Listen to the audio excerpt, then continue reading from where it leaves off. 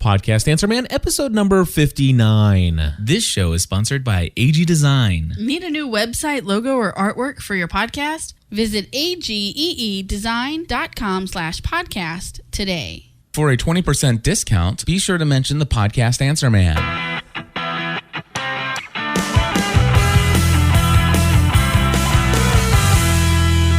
Hello, everybody, and welcome back to another episode of the Podcast Answer Man. So glad to be back. I want to welcome all the new listeners out there who are listening for the very first time or maybe the second time as a result of me having the opportunity to meet you at PodCamp NYC. Oh my goodness, I had such a wonderful time. I cannot even explain to you the awesomeness of PodCamp NYC, because not only was there the great social networking and getting to meet new people who have similar mindsets in the field of podcasting and new media, and people who have whole different perspectives on the whole idea of podcasting new media that gives you great inspiration for new ideas and directions to go in. Not only did I have all the awesomeness that goes with PodCamp that I have been telling you guys about for so long, I also got to experience the city of New York City, the city for the very first time. I was loving it. And what was the most amazing to me is the fact that my favorite thing about New York City was the subway. I enjoyed riding in the subway. I enjoyed staying with a great friend, Chef Mark Tafoya from over at Culinary Media Network. Chef Mark, thank you for allowing us to stay at your place and to just really making us feel at home in the city. It was amazing just how much fun and excitement and how much energy there is in the city. I could definitely see why people would want to live there. And just amazing. And so thank you again, Chef Mark. It was awesome. Anyway, today I want to come to you with a really quick episode with some answers to some questions that I got via voicemail, email, and other different conversations that have been happening with folks. And I thought that, there's enough content here with just these few little things that would make an excellent episode of the Podcast Answer Man. So here's what I want to share with you. First thing was a question that came in from one of our GSPN.TV Plus members. He says, this is from Seth. And Seth says, hey, no rush in answering this, especially when you've got paying customers to attend to and your own content to produce. However, my podcast is nearing completion, which congratulations, by the way. I cannot wait to hear about it. One thing that's missing, though, is a button that I can insert into my WordPress sidebar that allows viewers to easily subscribe to the podcast via iTunes. I was just wondering if you knew of a widget or some other easy way of doing this. That is an excellent question, one that's pretty basic, but it's one that most people might overlook and not understand. First of all, I want to say that as far as a widget is concerned, I wouldn't go that route. It's as simple as maybe using some basic HTML hyperlinking of an image. So if you go to gspn.tv, or better yet, if you even want to go to podcastanswerman.com, which is what I'm doing right now, I'm just going to go ahead and go to podcastanswerman.com. That's going to automatically forward you right now to cliffravenscraft.com. which I'm thinking about switching that over to podcastanswerman.com, but that's neither here nor there. And actually, it does kind of tie in. It does. Well, you know what? It does tie into another question that's coming up later. So we'll get into that. So anyway, podcastanswerman.com. It'll forward you to my personal blog for the Podcast Answer Man show that I do. And what you will see there is you will see subscribe with iTunes and subscribe with RSS on the left-hand side in my sidebar.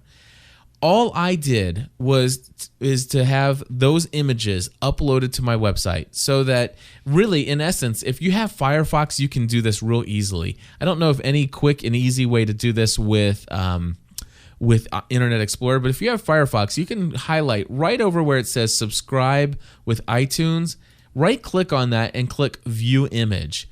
And what that does is it takes you and it says, this is this image, here it is. It shows you the image, and then it shows you that that's located at http://cliffravenscraft.com/wp/-content/uploads/2007/12/iTunes.png. So the name of that file is iTunes.png. And basically, all I did was say, okay, I need to create an image tag. If you're not familiar with the basics of HTML and how to create an image tag and a hyperlink tag, well, you may need to go back and look at some of that. Or you can, if you're using WordPress, which I believe you are, if you're using WordPress, you can simply go ahead and you can upload your image, get the URL of your image, and then click on the IMG button in your post. So go ahead and just click on the right tab as though you're getting ready to create a new post. And so basically what you want to do is say, okay, you click on the image button and it'll pull up and says, okay, where's the URL of this image? And so you paste that in, and then all of a sudden now you have the code inserted. It should be like the less than symbol with IMG and then some coding, and it'll basically have a tag for an image. So if you were to actually save or post that, in essence, what you would have if in that post is just a picture in your post of that image. It should just pull right up, right there in your post. However, now what you do is in the WordPress or in your blogging software, whatever you're using, you take that image tag, that HTML coding for that tag, and you highlight the entire code all the way from the less than symbol all the way over to the other edge. And once you have all of that highlighted, then you want to click the link button up there. So basically what you're going to do is you're going to make a hyperlink of that image. So anytime somebody clicks on that image, it's going to go to a certain website. And in WordPress, you just type in, I think it's a URL. Let me just check to make sure real quick. I'm going to wp-admin, signing in, just make sure that I get my stuff there correct. Now I know in Blogger and some other places it's a picture of a chain link, so it would be the same thing. But in WordPress it says link in the coding, or if you're using the WYSIWYG or what you see is what you get, it might be a picture of a chain link as well. Anyway, so once you have the image tag in there, you highlight the entire image tag or the image tag code. And then you click on your link button and it'll ask you, okay, what's the URL that you want to link to? And that's where you put the website address for your iTunes Music Store page. Now, if you need to know how to get to you don't know what my iTunes Music Store page is, so there's two easy ways to get it. Number one, if you've just recently submitted your feed to iTunes and you're now listed in the Music Store, you'll get an email once you've been approved, and it'll give you a link to your it'll tell you what the website link is, the URL to your iTunes page. And so if I highlight over top of my subscribe to iTunes, it's gonna say something like http:// and it's like phobos.apple.com/webobjects/mzstore.com. It keeps going on, and then it ends with the ID number that references your ID in iTunes. So basically that's all you do. You take that URL and you paste that into this link code box that's pulled up when you click the link, and then you click OK, and then it inserts a hyperlink or an hrefs tag coding in there that says, okay, now if you hit save and you look at the post that you're playing around with, you will notice the same image that you saw before, but now if you click on it, it becomes a link. It is a link to the Music Store page. Let's just say that perhaps you can't find that email where they emailed you and said that your Music Store page is now available. Well, all you have to do is go to the iTunes Music Store and do a search for your podcast. And as long as you can find your podcast now easily in the Music Store, then you're good to go. Now, let me just tell you one thing, and it's not something to get overly upset about. Let's just say for a second that you did get a notification that your podcast is approved and you are now in the iTunes Store. Well, if you go in and do a search for your podcast using the keywords or the name of your show and it doesn't pull up, that's nothing to be worried about. It sometimes can take an extra 2 or 3 days before you start to be able to be searched in the actual search directory. But let's just say you're there. and you go in, you know that you're in the iTunes Music Store. All you have to do is go to your podcast page. And once you're there, you'll see the name of your podcast. And on the left-hand side, you'll see your album artwork. All you do is right-click or hit Control-click on the Mac if you have a Mac. And once you right-click, it'll actually say Copy iTunes Store URL. Just go ahead and click that, and it takes the URL of your iTunes page and puts it in your oh gosh, what's the name of that thing called now? It puts it in your clipboard. So that you can actually go anywhere else and then hit Control P or right click P, and it'll all of a sudden it'll start pasting that there. And so in essence, what you can do is there are those two ways to get the iTunes URL. And all you're doing to create this image tag is to go ahead and put the image into a post and then create the tag for an image, highlight that, and make that entire image a link to the URL of your music store. And then you are able to take all of that code, and in WordPress, you should be able to create in your widgets, you should be able to create a text widget and just paste that in. And then all of a sudden, that image with the link to your iTunes page is there in your sidebar. If that seemed a little bit over your head, just so you know, I'm doing webinars all the time now. I'm going to be doing more and more webinars as the days go forward. Email me and tell me that you want a webinar on how to do the basics of podcasting and WordPress management, and we'll go ahead and schedule that, and we'll start promoting that webinar. And so in essence, as I move forward with these webinars, you tell me what webinar you're interested in, and I'll create a webinar for it, and we'll see if other people will be interested in joining that webinar as well. So just email me at cliff@gspn.tv. But that's how you do that. One other thing I can tell you about iTunes subscribe buttons, that's how you make a subscribe button where it goes to iTunes. The other thing you can do is make it to where it's a one-click subscription. And so instead of making the hyperlink go to that phobos.whatever.com and then all the way out to your username or your user ID in Apple, you can make it so that when somebody clicks on that iTunes image, it will automatically open iTunes, and it will it will automatically. I'm sorry, I was looking at the chat room. Some folks are having some problem loading the audio in TalkShoe, but hopefully they'll be able to just reload the system and get in. Some other people are able to hear, so I hope they can get that worked out. But anyway, what I was saying though is that you can actually make it to where if they click on the iTunes image, it will automatically open iTunes and will automatically subscribe them to your podcast, and it will automatically start downloading the most recent episode by default. So it makes it real simple, real easy. They don't have to do anything other than click on that one button. So really nice. It just so you know, and how you do that is real simple. Typically, you would make a link like for the RSS feed, subscribe via RSS. You might put a link that says http://feeds.feedburner.com/ let's say PAM for Podcast Answer Man. Well, if that's the feed for your address for your RSS feed, then what you would do is almost exactly the same thing. You would say, okay, let's go ahead and take the iTunes image and say, let's hyperlink this. But instead of doing http://feeds.feedburner.com/PAM, you would actually change the HTTP to say ITPC.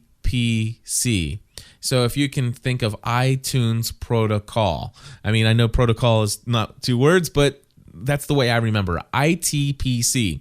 So if you take your image, basically all you have to do is go ITPC://feeds.feedburner.com/PAM. Then what you do is you save that hyperlink, and when people click on the subscribe button, it will automatically just open up the podcasting section of iTunes and subscribe to it, and boom, you're good to go. Now, why is it that I have, if it's that easy to subscribe in iTunes by just doing the one click and using ITPC and the feed instead of the Phobos HTTP, the hypertext protocol, all the way out to the music store, why is it that I choose to go the extra step? Well, the reason why is because if they go to the music store and they hit the subscribe button in iTunes, then iTunes has a record of that subscription, and so that they know that your show is being subscribed to. One of my favorite features is not necessarily the whole understanding of, the top 10 list, because that is so messed up in iTunes. But one of the things that is really interesting about allowing iTunes to register your subscription, if you have subscribed to other podcasts, I love it where it says, hey, listeners who have subscribed to this podcast have also subscribed to this podcast and this podcast and this podcast. And it gives like 5 other podcasts. And so what's neat is as people are subscribing to your show, maybe 5 other shows that have been subscribed to recently, you will show up and saying, hey, you like this, let's just say you like this Club Disney Channel podcast? Well, guess what? People who have subscribed to Club Disney have also subscribed to, and your podcasts, such as GSPN.TV Hannah Montana Fan Podcast, might be listed on their page. Very good cross promotion, and more so than getting ranked as a top 10 podcast or anything like that. The cross promotion of also subscribe to this show is very good. And so that's why I suggest if you're going to have a subscribe to iTunes button, go ahead and point that button to your music store page.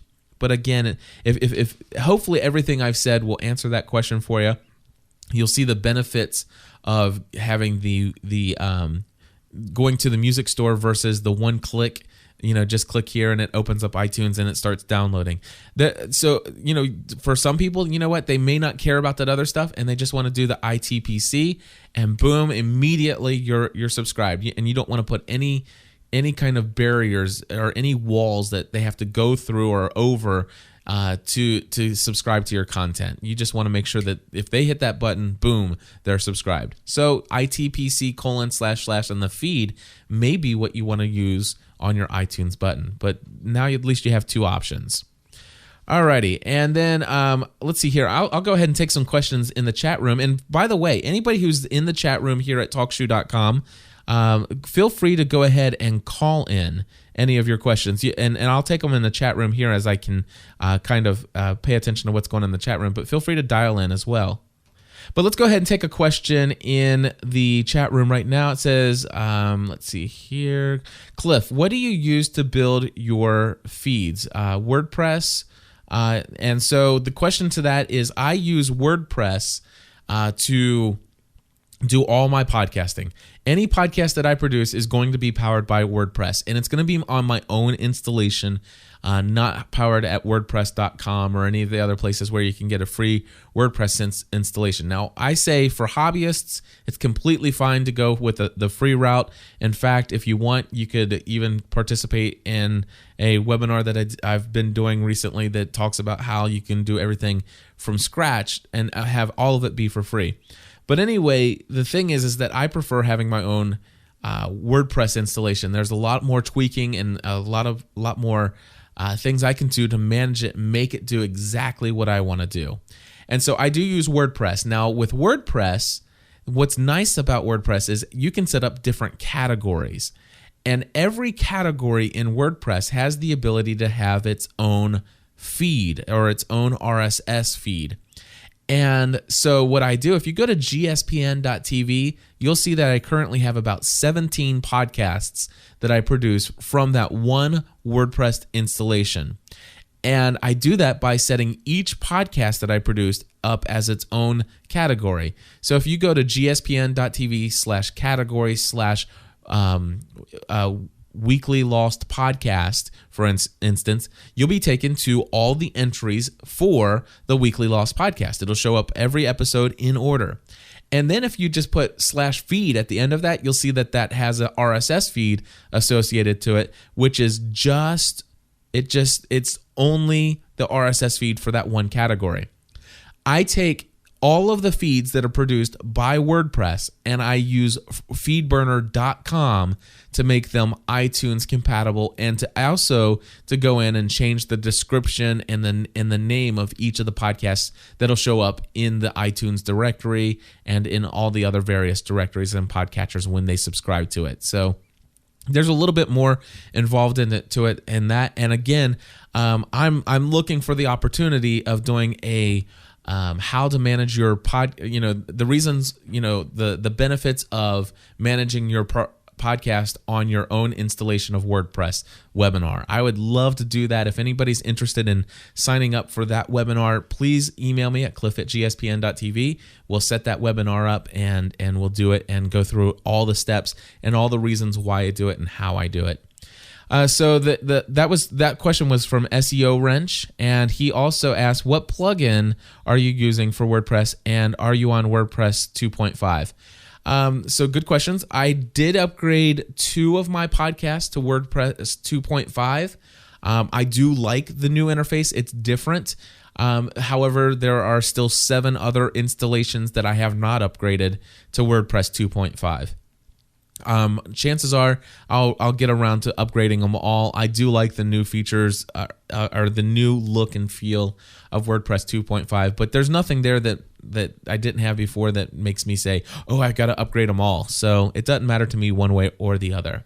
What plugins do I use? The one plugin that I definitely use for WordPress is Audio Player. It's the Flash player that you see on all of my podcasts. So when you click on the little red play button or whatever color it happens to be on whatever page you're visiting that I run for a podcast, then you'll see that is it kind of folds out or it expands out and starts playing the file. That is from a plugin called Audio Player. And if I go here and click Audio Player plugin and I put that into into Google, it's the very first result that's not a sponsored link. It says 1 pixel out Audio Player WordPress plugin, and you can find that at onepixelout.net. And so that's the one plugin that I think every podcaster should have. There are some other plugins that I have, and again, I would cover all of those in a session for WordPress for podcasters. But let's see here. Some other questions are for Tony. Tony asks, do you record all your podcasts using TalkShoe? No. In fact, most of my podcasts are done outside of TalkShoe. However, right now, today's the 30th of the month, and I'll be honest with you guys. I do make money from TalkShoe, from hosting live shows here. And this month, we did not do nearly as many live shows as we normally do. We had a couple weeks where there was no lost episodes, and then this weekend when everything came back, we were in New York City, so our live participation numbers are way down, and our download numbers, however, are still extremely high. And to get the maximum payout for TalkShoe hosts, to make money on TalkShoe, you have to have to get full payout for your download numbers with TalkShoe. You have to have 1% of your downloads have to have a live participant associated. So to get full payout on 100 episodes or for 100 downloads, I have to have 1 participant per 100. And so I'm really, in essence, I'm in need of about 380 live callers today. Or live participants. And so today I'm recording a lot of shows that I normally wouldn't record on TalkShoe, but I am putting them on TalkShoe because I need the extra live participation numbers. And there is the side benefit of the fact that, I get to participate live and I get to get your questions live in the chat room, and it's an awesome way to build relationships. So it's kind of a, you get to eat your cake, or you get your cake and you get to eat it too, I guess is what I'm saying. So feel free to continue to give me any questions you have regarding podcasting. I'll try to field them all out here in the chat room. Again, feel free to call in a question if you want. You can dial in on the TalkShoe line as well. Next up, I'm going to go ahead and play a call that came in on our listener line. This came in from Troy Price, and he does a podcast called $10 a Week with Troy. And let me go ahead and play his episode or his question here. Hello, Podcast Answer Man. This is Troy calling from Kentucky. I got into this podcasting thing as a hobby at the beginning. However, I've got a show now that has enough of a following. I want to, spend some time and money on it, seriously. The show notes I have go, name of the podcast.wordpress.com. And what I don't know is I want to change it to where it's just the name of the show.com. Now, I know it's available, from GoDaddy, those kind of things. But I've got all these, old episodes that reference my, old show notes page. So I want to know if there's a way to just create a new domain name and then have it refer from this new domain over to my old one. I hope that makes sense. Or really, the question is just how do you transfer from one show notes page to another? Thanks so much for listening. Love the show. Bye. Troy, thank you so much. And I think he threw in his name there. It's 10aweek.com, I think is what it is. Let me just check that to be sure because I want to make sure he gets his plug in there. Yeah, it's 10. It's the number 10, 10, and then a week, WEEK, .wordpress.com. And so he's been using WordPress.com, the free service out there, which I'm totally not opposed to whatsoever. There are some limitations with using a hosted solution because one of the things that you can do when you have your own hosted solution, you can break your WordPress installation very easily.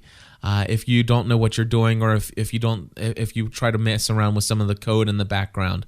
However, with that being said, because it becomes a little bit more idiot-proof and it keeps you from making some major design mistakes in the coding that makes WordPress do what it does, because it limits you from making those mistakes, it also limits you from customizing several things that I personally love to customize. I love to customize whether or not comments show up on pages versus posts. I love to be able to customize the header so that the RSS tag that's in the URL that people see, that you can change that to point to something else, like your FeedBurner feed instead of the WordPress feed.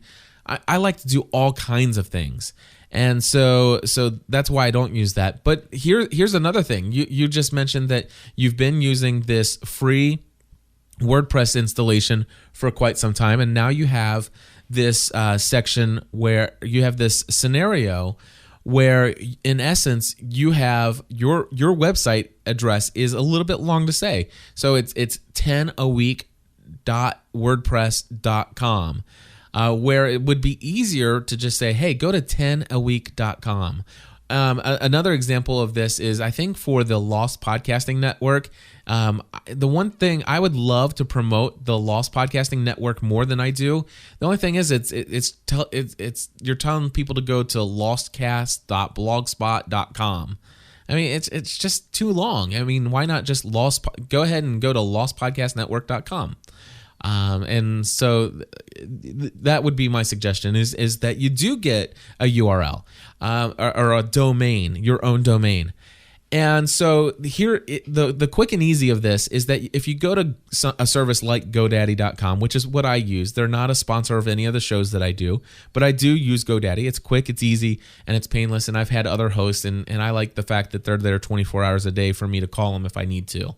So anyway, if you go there, it's like, I think if you use somebody's promo codes that does have GoDaddy as a sponsor, I think I can pick up a domain for like $7 a year. And so you can go and register 10aweek.com.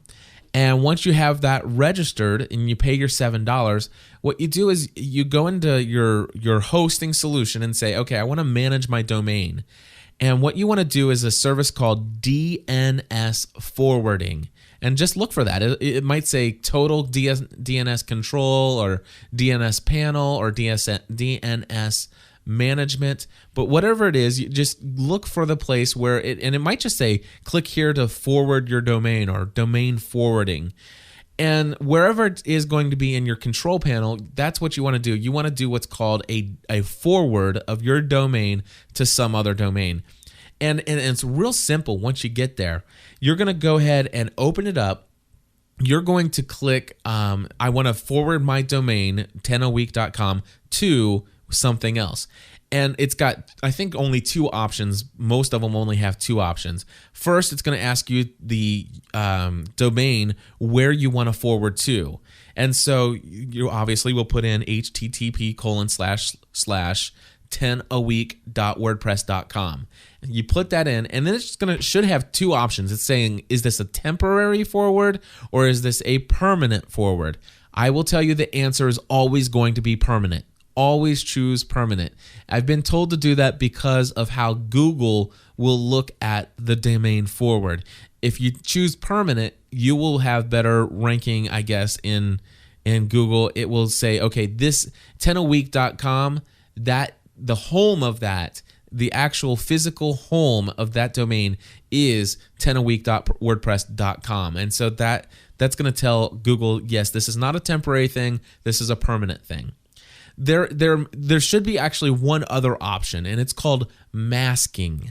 Okay, I like masking, but then again, I don't like masking. There's a benefit, and then there are drawbacks. What masking does is masking has this opportunity so that when somebody types in 10aweek.com, they get forwarded to your free installation on WordPress. However, here's the drawback. If you don't have masking turned on, basically they type it in, and then all of a sudden it says, you typed in 10aweek.com, but it pulls up 10aweek.wordpress.com. And so people can see that that's not your own website. They can see that you've hosted this on wordpress.com. You may want to disguise the fact that you are not hosting your own domain on your own servers. And so in essence, what you can do is turn masking on. And so when people type in 10aweek.com, although it's pulling it up from wordpress.com, it's still going to show up in the address bar 10aweek.com. That's called masking your domain. And so, and what happens, and I have noticed that luckily some of the web hosts out there have the opportunity to just mask the main domain, which means that it's only going to do that for the front page or the first page that they land on. And so if they click on a link to something else in your page, then it will actually show the real location of that link, such as it will go to 10aweek.wordpress.com/post number 5 or whatever. And the one problem is that I have with masking is if it masks your domain and it never takes away the masks. So that, let's just say if you click on podcast or your post number 57 and it's got the link to your WordPress or your WordPress post for that podcast episode, if you look up into the URL or the address bar, you'll see that it doesn't show the URL of that page. It actually still says 10aweek.com because it's being masked, and that mask isn't being taken away. And so I don't like that because I love it when people come to my podcast, they come and find an episode that they love, they want to share it with people, so they go up to the address bar, copy that address, and then send it to somebody in an email, or they might link to it in their blog post. They can't do that if it's masked. They have to be smart enough to know how to get around that by finding that URL of that page in a different way. And you don't want to put barriers up from people to do it. So my suggestion, if you're going to go this route and just buy a domain and have it forward to your free account, go ahead and just do the DNS forward and let them see the new page. Like if right now, if you go to podcastanswerman.com, it's going to be quite evident to you that it's going to pull up cliffravenscraft.com. I'm thinking personally about changing that. I think instead of promoting cliffravenscraft.com, I think I'd rather have it always go to podcastanswerman.com. So I'm thinking about actually setting it up in such a way that instead of having podcastanswerman.com do a DNS forward to cliffravenscraft.com, I'm thinking about changing the hosting domain to be podcastanswerman so that if somebody types in cliffravenscraft.com, it will go to podcastanswerman.com. And I'm also thinking about taking Bitcast Media and turning podcastanswerman.com and Bitcast Media and conglomerating all that under one package. So absolutely, that's what I want to do. SEO Wrench is in the chat room. He says, Cliff, the by far best is to get your own hosting. But if not, I would just have leave masking off, as you said. Negatives much worse than the positives. And he's talking about for search engine optimization in Google. And so I completely agree with that. And yes, that was going to be my next suggestion, is by far exactly what he just said. The best thing to do is to have your own installation of WordPress. So even if you go to something like GoDaddy, I think I pay $9.99 a month, or I may have upgraded recently to the deluxe account or something, but it's extremely cheap. For $10 a month, you can get your own hosting on a Linux server. It's shared hosting with other people, but it's still very reliable, just as reliable as WordPress.com. And it's very simple to go through a one-click installation of WordPress. It's already built into their hosting solution. And next thing you know, all you do is say, okay, let's just tell iTunes and everybody in FeedBurner, let's tell them, instead of pulling the RSS feed from WordPress.com, let's start pulling the feed from my own hosted solution at 10aweek.com.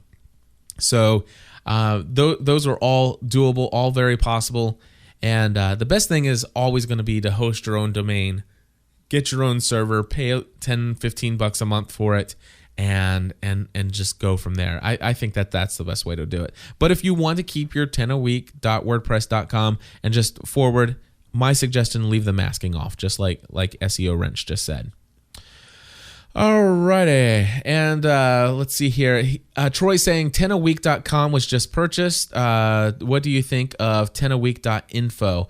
I would say no go on the .info. I don't know anybody that's using a .info. I would say 10aweek.tv, 10aweek.com, 10aweek.net, 10aweek.org. Those are going to be the most popular. People are starting. I mean, even .tv. Some people out there are not quite sure that that's a website address. When they see gspn.tv, they're like, huh, what's that? It's a website address. But more and more people are becoming familiar with the .tv extension. But the .name and the .info, I don't think that those are great. And the other thing I would suggest that you look at is spelling 10 out instead of doing the number 10. So do 10aweek.com. The other would be to play around with some other things, but just play around with it. See here, the next thing I wanted to chat about real quickly is a good friend of mine named Jonathan that I met down in Nashville, Tennessee at PodCamp Nashville. The awesome thing there is Jonathan even allowed me to stay in his guest bedroom that night. And so here I am going to all these places in PodCamp. And what I love about podcasting, what I love about community is that I always happen to find a place to stay where I don't have to pay lots and lots of money for all these hotels out there. Very awesome. And plus you have the opportunity. Now, Jonathan and I, the night that I stayed at his place, we ended up talking about podcasting and business and all this other stuff until the wee hours of the morning. Had a wonderful time together. Anyway, he had recently heard episode number 14 of This Week in Law. And if you guys haven't been to that yet, you can find it at twit.tv. That's twit.tv/TWIL for This Week in Law. So twit.tv, it's one of my favorite podcast networks, one of the first ones I ever heard of. Leo Laporte is amazing, and he does a multitude of podcasts very much the same way that I do, where he's involved in almost all of them. And one of the podcasts that he does is This Week in Law, TWIL. So go to twit.tv/twill, and you can find episode number 14 very easily. And it's the title of it is called Blogger and Podcaster Liability. And he asked me what I thought about it. Now, one of the things that I am not aware of is, even though I listened to the episode, I'm not completely aware of who the guy is that they interviewed about it. And I'm not necessarily sure that I have not seen quite any of the details of the wording of the policy and the exclusions and the coverages and all those other things. But the idea is to have, as a podcaster, as you're moving into this and pursuing this as a business or as earning any ounce of income whatsoever, even Google ads, what happens is if you have a homeowner's policy and you are sued personally for libel or slander or any of those other things, personal liability that you're personally liable for, your homeowner's policy or property or tenant's policy typically will have some kind of coverage to protect you, most of the time on an average of $100,000 in coverage. And so basically their lawyers at the insurance company would take care of defending you in court if you were sued. Now, the thing is that if there is an exclusion on your personal homeowner's policy that says that if you are sued as a result of any kind of business pursuit, it's not covered.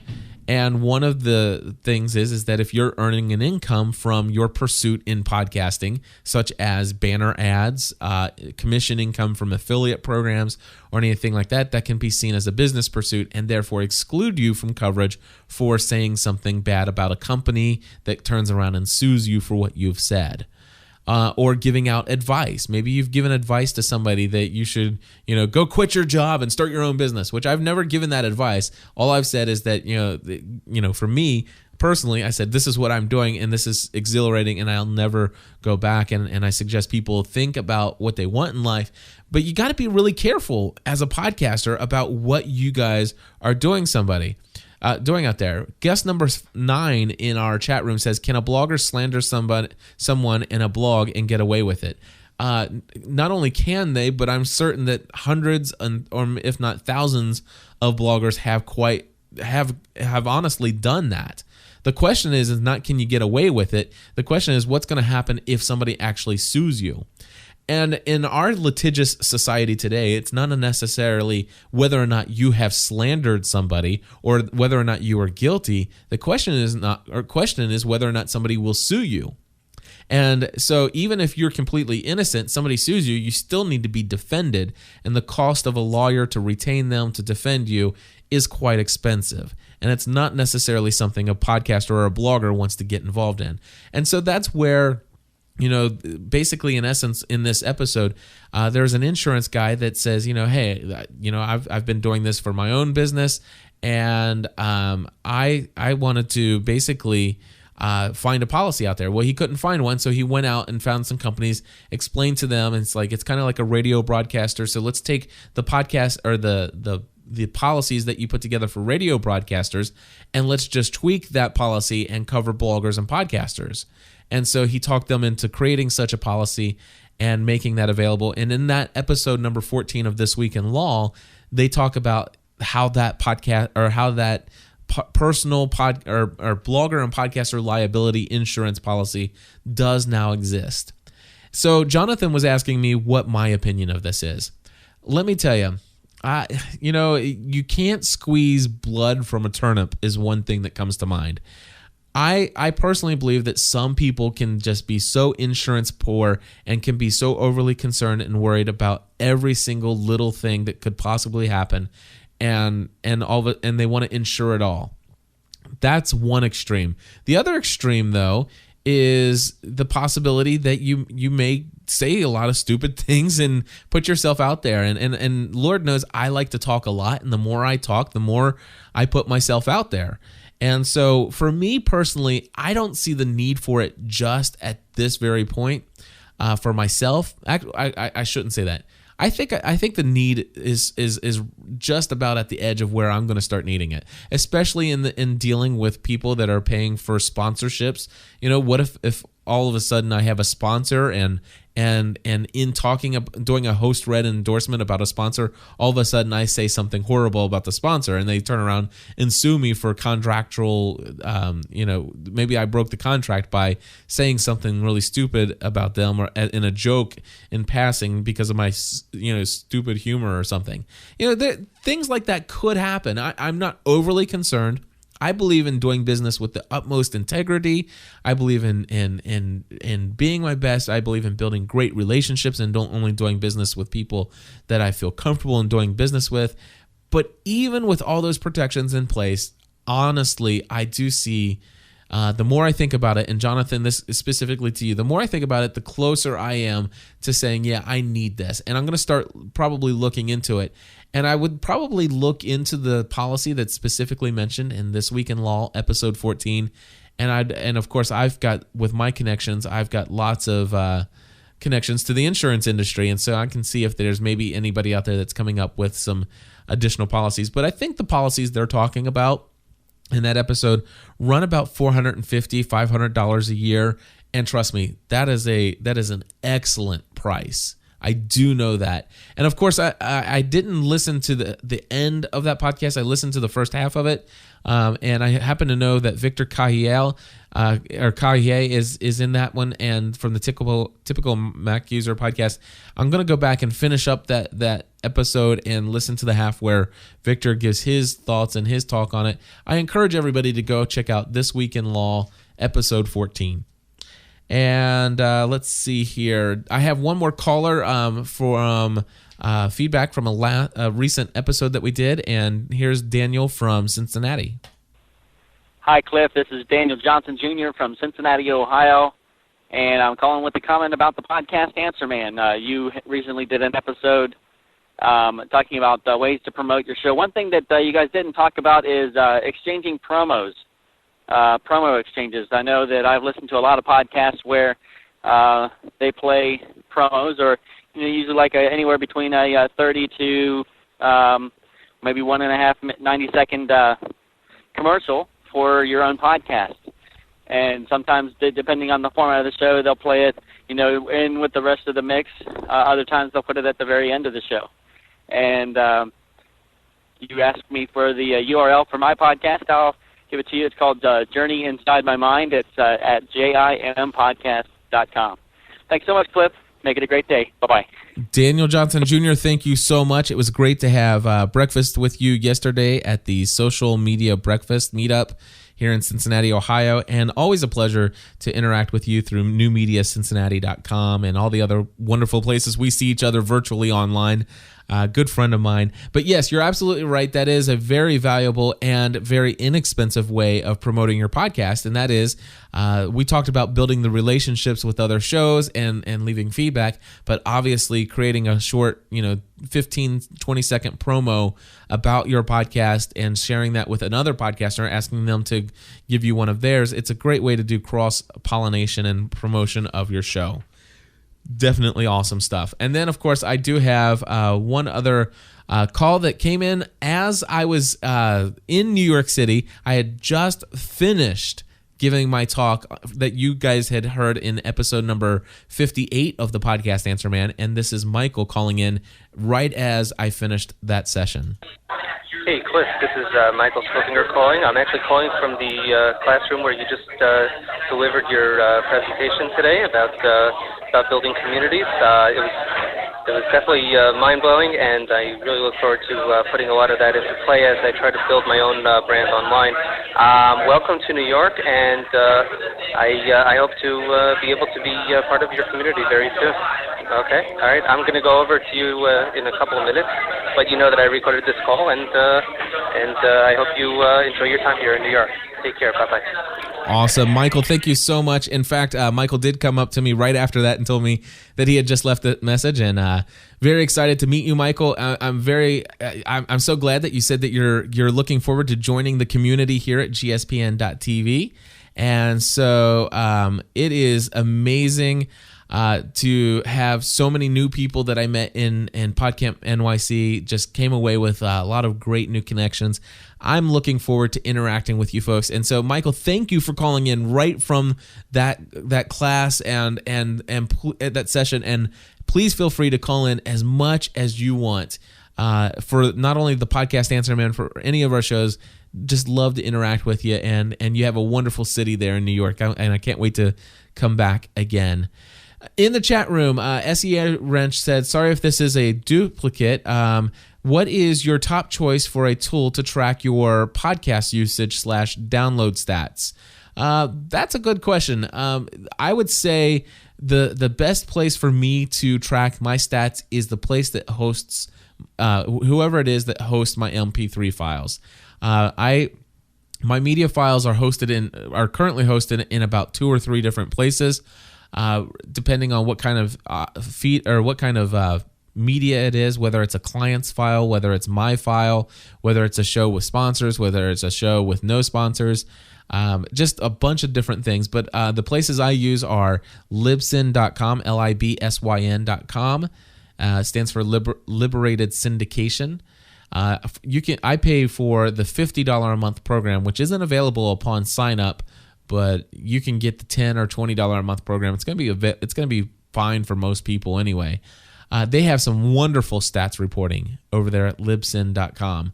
TalkShoe.com is a place where I obviously host a lot of stuff. I had mentioned earlier that I get paid by TalkShoe to do shows, and I certainly appreciate them providing the bandwidth for the shows I host there and the ability to do these live shows with folks. And so they provide some stats reporting. I'm not as crazy about the stats that I get there. They do have all the stats that I would typically be more interested in, that I could email them and they can get me an Excel spreadsheet and show me over time. And, over the last 5 months, how did that one episode that I did 5 months ago do overall? How many total downloads has it got since day one? And so they have that ability, but it's not in the stats reporting by default. But you know what? TalkShoe has so many benefits that it so far outweighs the stats reporting drawbacks. Now, the thing is stats reporting is not nearly as important to me and what I'm doing personally. I'm involved in 2 different things. Number one, for me, podcasting is all about building community with people and building that community one relationship at a time. And so, whether 5,000 or 50,000 people are downloading my shows, for me, it's just as important to continue to build my community, the people that I interact with on a weekly and daily basis, from 450 to 600 over the next couple of weeks, and to find ways to plug those people in with the other people who are already a part of the community. And so the number of downloads for me, it's not all that important. In fact, it's one of the reasons why I didn't sign up with Podango.com. Podango wanted to bring me on as a premier network network partner with Podango, and the only reason I chose not to go with them is because they expressed interest of seeing me really take my shows from the 50,000 downloads per month up to the 250,000 downloads per month. And it's like, what, I'm not really interested in doing that, because what that would mean is going from 17 shows and maybe focusing only on 2 of the shows, and that's not what we were all about. And so for me, the stats reporting is not as big of a deal, but for many people it is, and especially if you're trying to monetize through a CPM or a cost per download or cost per million or 1,000 downloads. Stats reporting is very important to people that do it that way. Right now, I will tell you that every sponsor that I've had has always paid a flat fee per episode, and I have had success selling those sponsorships, and that's the model that I continue to go down. And of course, you guys are all familiar with, at least the ones who are longtime listeners, know that we have a GSPN.TV Plus membership, that people who are very excited about the content we produce, they sign up and they pay $10 a month, and they get additional content that other people don't get, and they get access to a special website that is a little bit more on the interactive side with all the content that we produce. So I go about it different ways, and stats reporting for me isn't as important. But I will tell you that the one thing I don't like is FeedBurner stats reporting, because the one flaw about FeedBurner stats, it only tells you about people who are getting your content via. It only gives you your content information via download information and subscription information to people who are finding you through your RSS feed.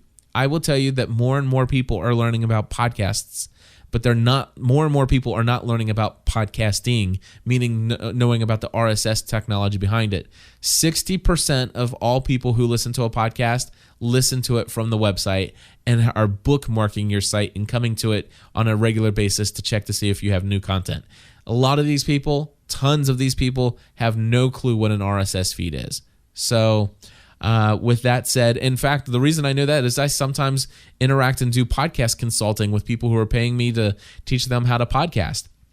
And these people have been listening to my podcast and they want to start a podcast and they still don't understand what an RSS feed is. So trust me, FeedBurner stats are not accurate to give you a good picture of those. And so anyway, that is pretty much all I have with the feedback, with everything else I have. Thank you very much for participating live in the chat room today and being a part of episode number 59. Thank you to Troy Price, to Daniel Johnson Jr., and to Michael, my new friend in New York City, for calling in. I love it if you guys would call in your questions to the Podcast Answer Man Show at area code 859-795-4067. Again, the phone number to call in, and you can even program it in, and that phone number is the same for all 17 of the shows that I produce at gspn.tv, by the way. So just go ahead and plug us into your cell phone under GSPN as a contact, and just put in the phone number as 859-795-4067. I would love to answer your questions here. Again, if you're interested in our webinars, currently the price is $75 for non-Plus members. If you happen to be a Plus member, you can get into a webinar for only $50. That price is going to go up once I really get some wonderful presentations put together. But right now, people have been enjoying and loving the webinars. I've done 2 of them now, and I just tell you, it's a huge thrill for me to be able to see the light bulb go off in the people who are participating. And I'm excited about the follow-up emails that I'm getting from people tell me about how they're getting ready to launch their shows. And I'm looking forward to taking a lot of those and promoting them, because I think I'm really excited about some of the stuff they're doing there. So if you're interested in a webinar and you want me to do something specific, let me know, and we'll create a webinar and we'll set it up. The other thing I want to let you know, one last thing, or actually second to last thing, I want to tell you is that if you go to podcastanswerman.com/packages, in plural, podcastanswerman.com/packages, I have taken the mystery out of what you need as a podcaster if you really want to start getting serious about podcasting. In fact, if you go there, you'll see that I've put together 7 different recommendations for what we call the Podcast Answer Man equipment packages. And package number 1 is for, more on the beginning level, and it increases all the way up to somebody who's super serious about getting into this thing and really, really rocking with their audio quality. And so the price ranges, I've gone from, where I think you should be starting out. As far as, if you're a hobbyist, I never want to make anybody think it's expensive to get into podcasting. And one of the things I love about the Podcasting 101 webinar is I tell people, listen, you can get a free website over at WordPress.com. You can set your feed up through FeedBurner.com. It's free. You can get yourself into iTunes. It's free. You can use Audacity's MP3 recording or audio recording software. It's free. You can convert it using a special encoder that comes with that you can install into Audacity. It's free. All you need is a computer, and if you don't have one already, you might want to go and maybe pick up a microphone, which you can just plug into your laptop, and maybe a headset, $15-$20 at the most, and you can be podcasting. I mean, literally, that's all it costs to be a hobbyist. But if you even get anywhere serious about your podcasting, even if you're serious about your hobby in podcasting, I have packages that start from like $289, and it includes everything that you'll want to really start to bump up to the next notch. And the nice thing is that at $289, podcast packages number 1 through 4 include a Podcast Answer Man webinar. So feel free to get in touch with me there. Check out those packages. And if you want one custom built for you, I can do that as well. Anyway, and the last thing I want to say, and of course I know that you guys are probably sick of hearing me now that we're almost an hour into this, I just want to say special thanks to GSPN.TV Plus members who allow me to do this stuff for a living. You guys totally rock. And I sincerely want to thank Evan Agee over at ageedesign.com/podcast. And if you go there and you tell him you heard about his services, his graphic artwork and everything like that, if you tell him you heard about him from me, the Podcast Answer Man, you'll get 20% off anything he does for you. Go to ageedesign.com/podcast and tell him you heard about him from us, and thank him for sponsoring the Podcast Answer Man and making it available to you for free. May God bless you all. Hope to hear from you soon. Give us a call. Give us your questions. Area code 859-795-4067. Bye-bye.